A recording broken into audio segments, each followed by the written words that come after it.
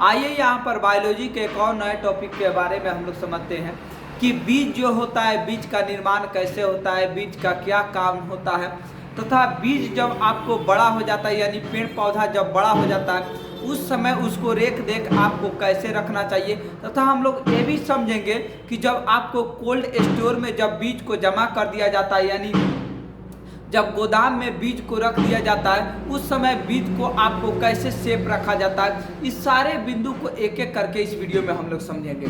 तो सबसे पहले हम लोग किस चीज़ के बारे में जानेंगे, तो हम लोग बीज के बारे में जानेंगे यानी सीड के बारे में जानेंगे।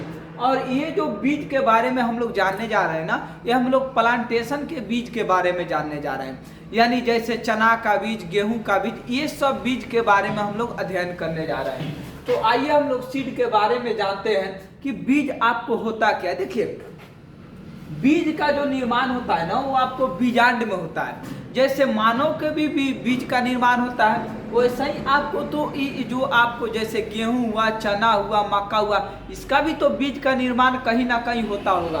तो इसका जो जहाँ पर ये बीज का निर्माण होता है उसको आपको बीजांड कहा जाता है, यानी बीज का निर्माण कहाँ होता है तो आपको बीजांड में हो जाता है। बीज का क्या काम है, तो बीज का काम है आपको नई प्रजाति को देना, नए प्रजाति को जन्म देना।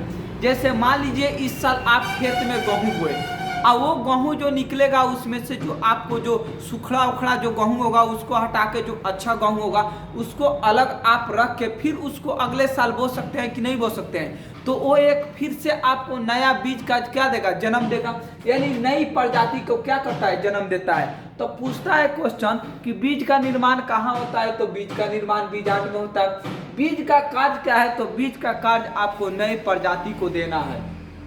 देखिए बीज में आपको दो भाग होते हैं, पहला जो भाग होता है जिसे बाहरी भाग कहते हैं और दूसरा जो भाग होता है जिसे आंतरिक भाग कहते हैं। अब कहिएगा गुरुजी ये बाहरी और आंतरिक भाग बीज में किधर होता है, तो देखिए बाहरी और आंतरिक भाग को समझने के लिए सबसे अच्छा उदाहरण है आपके लिए क्या, तो आपके लिए चना।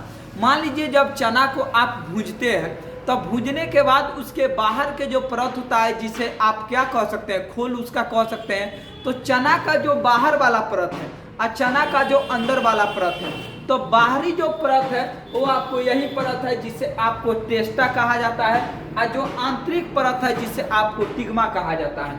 तो ये क्वेश्चन आपको कई बार पूछा है कि टेस्टा और टिग्मा आपको क्या है, तो किसी भी बीज का जो बाहर का जो परत होता है ना उसे आपको टेस्टा और जो अंदर का परत होता है उसे आपको टिग्मा। जैसे अनार, तो अनार का जो बीज होता है ना उसके अंदर छोटे एक दाना होता है, तो छोटे जो अंदर की दाना होता है उसे टिग्मा कहेंगे और जो बाहर उसका जो खोल लगा हुआ है उसे क्या कहते हैं, आपको टेस्टा।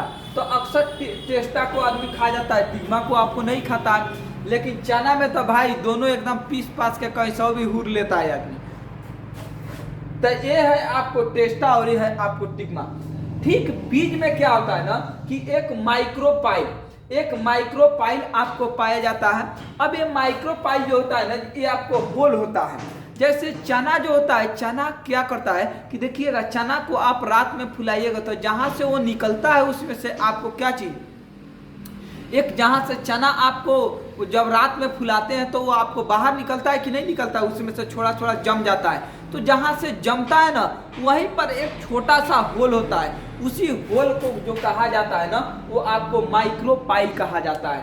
तो बीज के अंदर में जो आपको बाहर से छोटा सा एक होल होता है उसी होल को आपको क्या कहा जाता है, तो आपको माइक्रोपाइल कहा जाता है। अब बारी आता है कि बीज को जब हम लोग खेत में बोते हैं उस समय किस चीज की आवश्यकता होती है। तो देखिए खेत में जब हम लोग बोते हैं, बोते समय हम लोगों को सबसे ज्यादा फास्फोरस की जरूरत है। यानी जब बीज को हम लोग खेतों में बोते हैं तो सबसे ज्यादा हमको फास्फोरस की जरूरत है, तथा बीज जब आपको खेत में बोया जाता है या बड़ा हो जाता है तो उस समय उसको सबसे ज्यादा नाइट्रोजन की आवश्यकता होती है।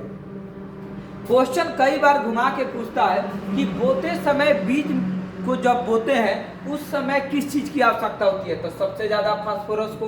और जब बीज को बो देते हैं बड़ा हो जाता है उसके बाद उसको सबसे ज्यादा किसका आवश्यकता होता है, आपको नाइट्रोजन का आवश्यकता होता है। उसके बाद सबसे बड़ा मन में तो उत्सुकता ये जगा रहता है कि सर गोदाम में बीज को कैसे सुरक्षित रखा जाता है, यानी जो गोदाम में जो है जैसे 1 साल 2 साल तक आपको बीज रखा जाता है गोदाम में, कोई सड़ता नहीं है, सूखा नहीं होता है, फिर उसको कैसे सेफ रखा जाता है। तो सुनिए, गोदाम में जो होता है ना, देखिए कहीं भी आप गेहूं का या कहीं भी आप धान का जो बीज रखिएगा उसमें कीड़ा लगेगा कि नहीं लगेगा, कीड़ा तो लगेगा। तो हम लोग घर में उसको सेफ नहीं रख सकते हैं, लेकिन गोदाम में उसको सेफ रखा जाता है। कैसे? तो उसी सब जो बाहरी आपको जो कीटाणु होता है उस कीटाणु को मार दिया जाता है, और उस कीटाणु को जो मारा जाता है ना वो गामा किरण के द्वारा यानी गामा रे के द्वारा उस आपको कीटाणु को मारकर और बीज को क्या किया जाता है, तो आपको सेफ रखा जाता है। अब बारी आती है आपको कि बीज का सक्रिय होना, यानी बीज को जमाने के लिए किस चीज को हमें आवश्यकता होती है, तथा यह है कि बीज को अंकुरन करने के लिए किस चीज की आपको जरूरत नहीं होती है।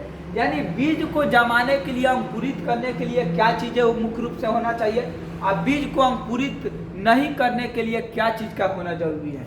तो आइए देखिए, बीज को अंकुरित करने के लिए सबसे पहले आपको जल का होना जरूरी है, उसके बाद जल के बाद क्या है, तो आपको नमी का होना जरूरी है, उसके बाद हवा का भी होना जरूरी है, तथा उसके बाद तापमान यानी गर्मी यानी टेम्परेचर का होना आपको जरूरी है।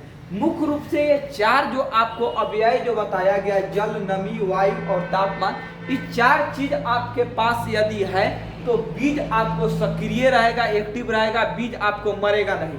आई चारों में से कोनो जो एगो आपको खत्म हुआ, मान लीजिए जल नहीं है, नमी नहीं है, वायु नहीं है, तापमान अगर मान लीजिए नहीं है, तो कोनो 4 गो में से जो आपके पास से हटा, तो समझिए जो आपको बीज है ना वो आपको अंकुरित नहीं होगा, बल्कि वो बीज आपको क्या होगा, आपको मर जाएगा। तो इन चारों चीजों को गोदाम में रखा जाता है, सेफली उस तरीका का बनाया जाता है ताकि वहां बीज क्या हो, बीज आपको नहीं मरे।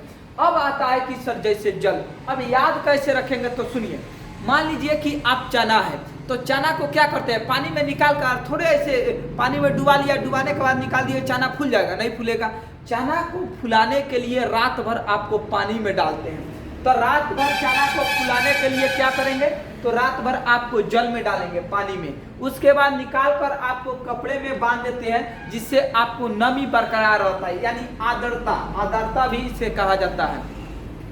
तो नमी आपको क्या रहता है, तो क्या आपको बरकरार रहता है। उसके बाद क्या होता है कि वायु का मतलब उसे हवा भी लगता है, जैसे पानी से निकाल दिए था, और उसके बाद पानी से निकाल दिए हैं तो उसमें तापमान भी आपको बना हुआ है। तो ये 4 चीजों को होना जरूरी है। अगला है कि बीज की अंकुरित होने के लिए यानी जमने के लिए कौन कौन चीजों को आपको आवश्यकता नहीं होती है। तो देखिए, आपको मिट्टी की आवश्यकता नहीं होती है। देखिए, बड़ी आपको अजीब लगता होगा, सर बीज को जमाने के लिए मिट्टी की आवश्यकता नहीं होती है, बिल्कुल चला नहीं होती है। जैसे बीज को आप मान लीजिए चना को जमा रहे हैं, तो कहीं आप पानी में रख दीजिए भाई, लोटा में जमा लीजिए, थरिया में जमा लीजिए, कटोरा में जमा लीजिए, मन करे तो कहीं जहां मन करे, घैला में मन करे घैला में जमाइए, ढेकी में मन करे ढेकी में जमाइए, जहां मन करे आप जहां जमा सकते हैं। कोनो तो ऐसा नहीं नादे में जमाना शुरू कर देता है। तब बीज को जमाने के लिए मिट्टी की जरूरत नहीं है, जहां भी मर्जी वहां भी आप आसानी से जमा सकते हैं। अगला है कि इसे पोषण यानी खाद की कोई जरूरत नहीं होती है। अब बताइए, चना को फुलाना है तो बाजार से डीएपी थोड़े खरीद कर आएगा कि चना फूलेगा, चना अंकुरित होगा, नहीं होगा, तो उसे खाद पर भी कोई आवश्यकता नहीं होती है। अगला है कि सूर्य का प्रकाश। अब बताइए, रात में आदमी चना को फुलाने के लिए अक्सर रखता है। अब रात में जब चना को फुलाने के लिए अक्सर रखता है और रात में सूर्य का प्रकाश गायब होता है, तो क्या सूर्य के प्रकाश उसके लिए जरूरी है क्या? चला जरूरी नहीं है, क्योंकि रात में तो सूर्य का प्रकाश गायब ही रहता है, तो सूर्य का प्रकाश की भी जरूरत नहीं है। आपको पोषक या खाद का भी जरूरत नहीं है, या मिट्टी का भी जरूरत नहीं है। क्या? तो आपको बीज को अंकुरित होने के लिए। तो यही आपको बीज को अंकुरित होने के लिए जितना भी सारा कॉन्सेप्ट था, मैंने सारे कॉन्सेप्ट को आपको समझा दिया। एक बार आप स्क्रीनशॉट इसका ले लीजिए।